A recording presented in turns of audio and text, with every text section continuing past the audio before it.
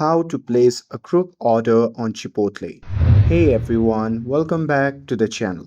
So if you want to order Chipotle for a whole crew without the stress, well in this video I'll show you how to place a group order using the Chipotle app in just a few taps.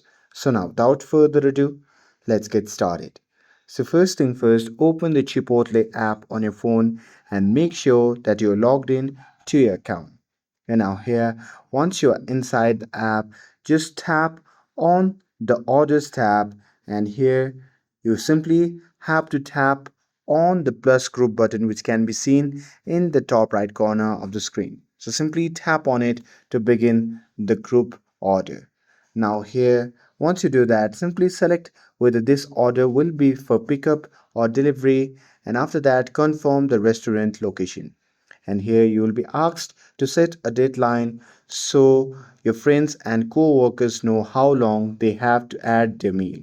So here Chipotle will now give you a unique group order link, and you just have to tap share link and send it to your group via text, email and chat. So here each person can open the link, customize their meal and add it to the group card. No more passing the phone around. And when everyone is done, you can just review the group card and confirm the items and check out. Easy as that.